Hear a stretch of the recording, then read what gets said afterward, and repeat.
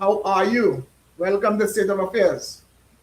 Thank you very much for invitation. Good evening to everyone. Yes. Good afternoon, Senator Nakhid. Thank you so much for joining us on such short notice. Of course, we are here discussing the topic of the day, which is the THA elections 15-0. Mr. Nakhid, what are your thoughts? What do you think led to such a crushing defeat of the PNM?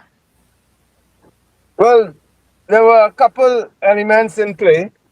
The main element being that I think the political consciousness of Tobagonians has elevated way beyond those of the political consciousness of Trinidadians. Um, of course, we all know that the race card that the PNM has played for 60 odd years does not play in Tobago as it does in Trinidad. Everybody knows that because it's basically a more homogeneous society in Tobago. Be that as it may, let's not underestimate the wisdom and the understanding of Tobagonians. Tobagonians look to Trinidad. I can tell you that. They look to Trinidad and they look at what the PNM tries to do in Trinidad. They are very much aware. I was in Tobago just up to last weekend, and I go to Tobago every chance I get. And as people will well know, a big mentor of mine throughout my life has been Mr. Bertil Sinclair. So I go every chance I get. And people in Tobago look to Trinidad and they're not happy with the way the PNM uses the people, their base, only to put PNM in power in order to make other communities wealthy. Tobago looks at that. And they look at the 20 years, of course, that the PNM was in continuous governance of Tobago, and they saw little or nothing to show for that. So I think there was a convergence of circumstances. I think people are really and truly have found out that the PNM basically plays that race card, and that is their default position at every instance. And Tobago has had enough of it. Tobago wants to move forward. They have despite their troubles with PPP or with Fali, they will bank on Fali because they know that they can reason with Fali. They know that Fali is not the dictator that Rowley was, and certainly he's not the elitist that Stuart Young is, and he's certainly not the weak leader that Penny Beckles is. So I think they're pretty sure that their whole political consciousness, I would say, a renaissance, a reawakening, will bear fruit under the TPP, and they rejected the PNM. That's it in a nutshell. Senator Nackett, but also, do you think there has been a lot of propaganda online, and also there people are just peddling and coming up with all sorts of theories and on a daily basis? Um, do you think that the Tobagonians are seeing past what we are seeing online? Because on a daily basis, it continues to get very, very wild. Um, and we have seen in Trinidad, they tried this propaganda for the last election and it did not succeed. And they attempted to run the propaganda machine again. Well, you Radar know, issue. Yes? propaganda. I'm sorry. I did not hear the last part of your question. No, no, you can go ahead and Hello, respond. Hello, hello. Senator? Senator? Yes, I did not hear the last part of your question. Can you repeat it, please? Yes, we were asking you, do you think that the Tobagonians are seeing past the propaganda and the fake news that are being peddled. Yes,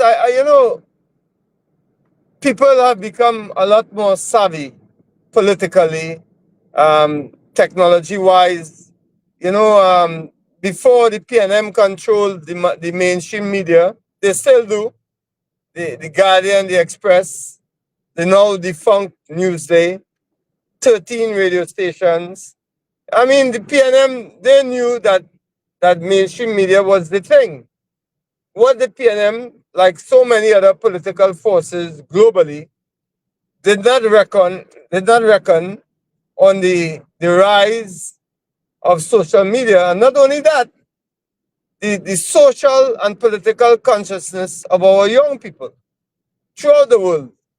I've always remarked, I've always remarked that when people thought that these young people were looking at videos of music and of porn, and so no, we have a lot of young people who have become socially conscious. And when you see them looking at their phone, they are looking at movements all around the world. They're looking at things happening throughout America, throughout the Middle East, throughout countries that have leaders like Rowley, leaders that are tyrannical. They're looking at these things. Don't underestimate our young people, and they are the ones who are now fully in charge of social media content. And the PNM has not been able to keep up with that. So they continue to peddle their propaganda through the mainstream media, and they have been exposed. They have been exposed for the political dinosaurs that they are. The same model that they've used for 6 years. Election come around, they pave a few roads, they do a little thing, they peddle the race card, they peddle lies, TPP is connected at the hip to UNC. Really and truly fed up. And there's nothing in politics like a fed up voter. Once a voter is fed up of a certain party, they're fed up. That's it. Nothing you can do to come back from that. And I think that is what has happened with the PNM, and it's reflected in a 15-0 score. David, do you think that there's a leadership crisis in the PNM? I don't think so. There is a leadership crisis in the PNM. You have this battle going on where Penny Beckles,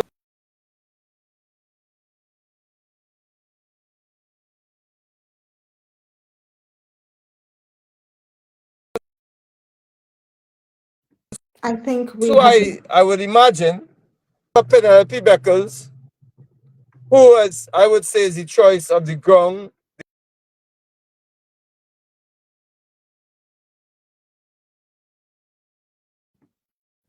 We seem to be having some connection troops of the difficulties PNM. with it. With the, can you hear me? Yes, now we are hearing you. Yes. So you have a constant battle that Penelope has to wage with the people of the PNM, the Stuart Youngs, the Faris Alrawis, who represent the Rowleys, who represent the 1% that they've always represented. And that's a crisis, the leadership crisis that they have. Not only with that, they've realized that within the PNM, there's no true leader. Foster Cummins has a lot of questions to answer. Faris Al-Rawi, who has recused himself over 100 times to the interests of his family. Stuart Young likewise. All of these people who like to say Farley corrupt, Kamla corrupt, UNC corrupt, TPP corrupt, they have a lot of questions to answer, and they cannot hide anymore under the so-called balize. They cannot hide anymore. They have been found out. So, nobody is feeling the PNM right now, whether in Trinidad or in Tobago. All they have are their trolls, their paid trolls, patrolling the the social media landscape. Other than that, they have nothing going on for them. And the leadership crisis is just part of it. It's just part of it. But David, you know, everybody has people on social media, right? Everybody. But what you say that um, the PNM Not is everybody has stuck in a social pride media, you loop. said? It's like they're stuck in a pride loop. It's like they have too much pride that they're not giving the grassroots people opportunities to represent them. If you don't have a doctorate or a master's, and we are seeing younger influencers that are not don't have master's degrees and so on are influencing people to vote for the PNM. I mean for the UNC. But they are using these highfalutin people who don't seem to be able to touch the ground, and they are failing.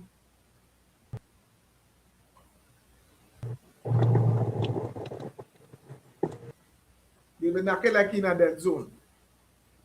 Yes, we seem to be having some connectivity issues with Senator Nakhid. Hopefully, he will rejoin us Connect. soon. If he connects, he can come back in.